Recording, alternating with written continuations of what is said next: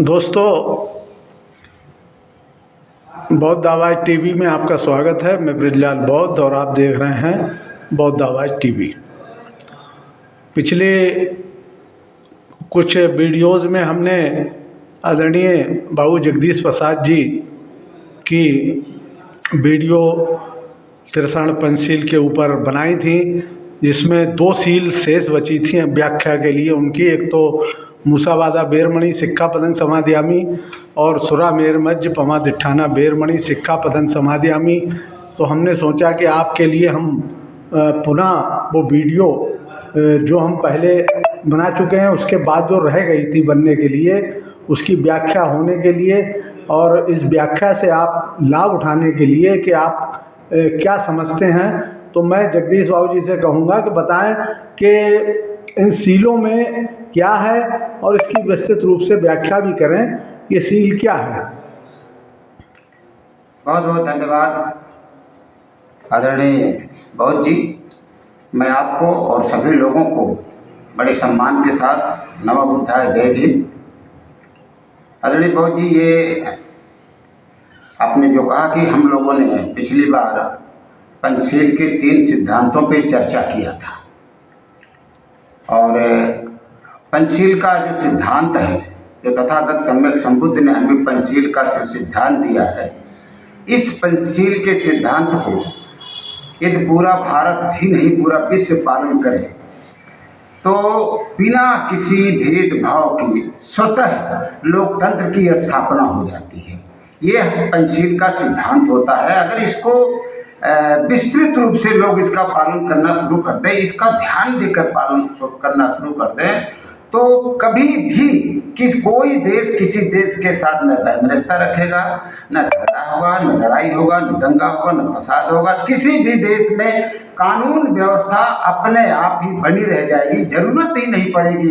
ऐसा तथागत सम्यक संबुद्ध ने हम लोगों को जो पंचशील दिया है, तो पंचशील में 3 सिद्धांतों पर हम लोगों ने चर्चा की थी, और आज जो चौथा सिद्धांत है, ये जो चौथा सिद्धांत है कि मूषा वादा वीरमणि शिखा पदं समाधियामी,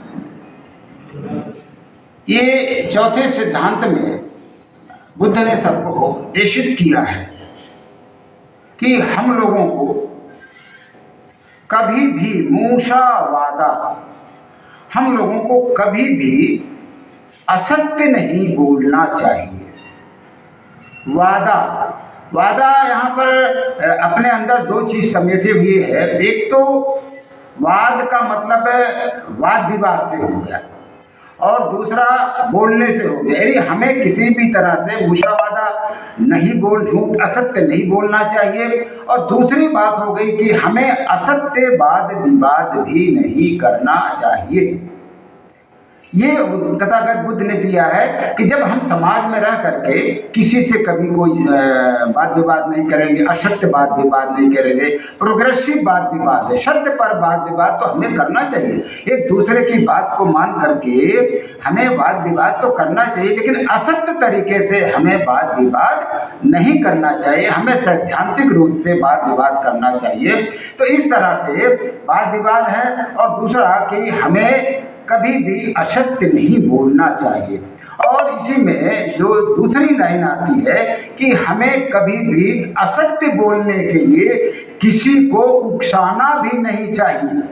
समाज में लोग रह रहे हैं, कभी कोई घटनाएं घट जाती हैं, कोई आदमी अपना प्रिय है वो असत्य बोल रहा है, तो प्रिय होने के बाद भी हमें असत्य बोलने के लिए का उकसाना भी नहीं चाहिए, और ना ही हमें उसका समर्थन करना चाहिए। तो जब हम ना असत्य बोलेंगे, ना हम असत्य का समर्थन करेंगे, ना हम असत्य की कभी भी किसी को असत्य बोलने के लिए उकसाएंगे, तो कहीं भी रह ही नहीं जाता कि हम किसी से झगड़ा करें, किसी बात को लेकर कहासुनी करें, या कभी भी किसी बात को किसी से झूठ बोल करके चुगली करें, और कभी झूठ बोल करके किसी के बीच में झगड़ा लगाएं। ये सारी बातें खत्म हो जाती है, और इस शील के द्वारा मनुष्य का नैतिक विकास होता है।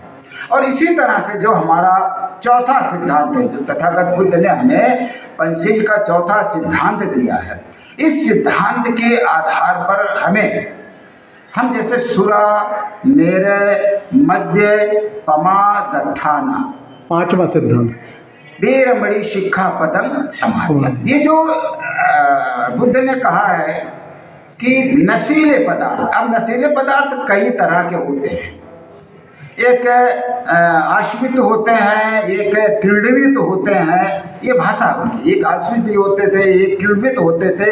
इस तरह से जो कच्ची होती है कुछ है, और जो गांव के लोग बना लेते हैं, और जो कुछ डिस्टिलरी के द्वारा बन के आती है, पकी हुई होती है, या कुछ चीज़ें ऐसे होती है जो पौधों से खींच करके लोग बना करके उसका सूंघ करके सेवन करते हैं, या कुछ ऐसे चीज़ें बन करके केमिकल के द्वारा बन करके आ रही हैं और जिसे वो काफ़ी महंगे दाम पर बेची जाती हैं।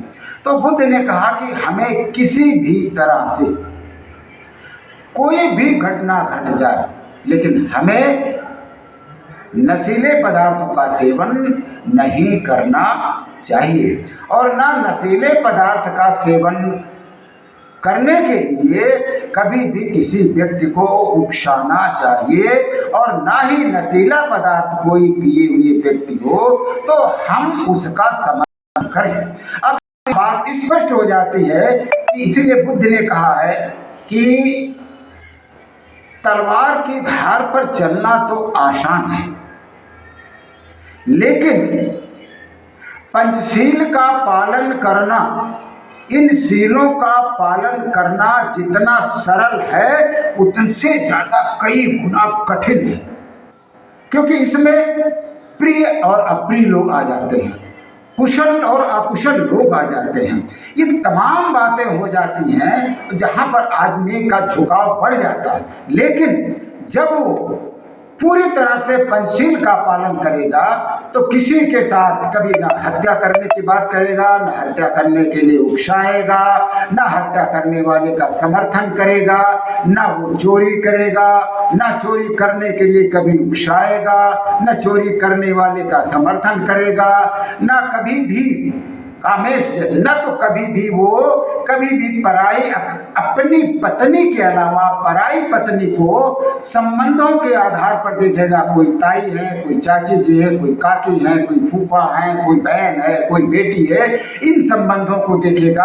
अपनी पत्नी के अलावा किसी भी से कभी भी कोई दुर्व्यवहार नहीं करेगा, और इसी तरह से कभी झूठ नहीं बोलेगा, ना झूठ बोलने वाले का समर्थन करेगा, और ना कभी वो नशीले पदार्थों का सेवन करेगा, ना नशीले पदार्थों का सेवन करने वाले का समर्थन करेगा, और ना सेवन करने के लिए कभी किसी को उकसाएगा। अब यहीं पर यह सिद्ध हो जाता है, जब समाज में ये सारी चीज़ें जो बुराइयों की जड़ है, जब हम इन सबसे दूर रहेंगे, विरत रहेंगे, जो कहते हैं ना शिक्षा विरत बेरमणि शिक्षा पदम समाधिया, हम इन सारी चीज़ों से विरत रह करके शिक्षा पदम समाधिया, हम इनका बराबर से अभ्यास करेंगे, हम इनको सीखने का प्रयास करेंगे, अभ्यास करेंगे। जब हम इनको अभ्यास कर लेंगे तो समाज में भाईचारा बना रहेगा। जब समाज में भाईचारा होगा तो सभी के समाजों में भाईचारा होगा, प्रदेश गांव में भाईचारा हो जाएगा, तहसील पर भाईचारा हो जाएगा, प्रदेश में भाईचारा हो जाएगा, और पूरे देश में जब भाईचारा हो जाएगा तो यही देश का लोकतंत्र कहलाता है। इसलिए हम लोग तथागत सम्यक संबुद्ध को लोकतंत्र का जनक कहते हैं।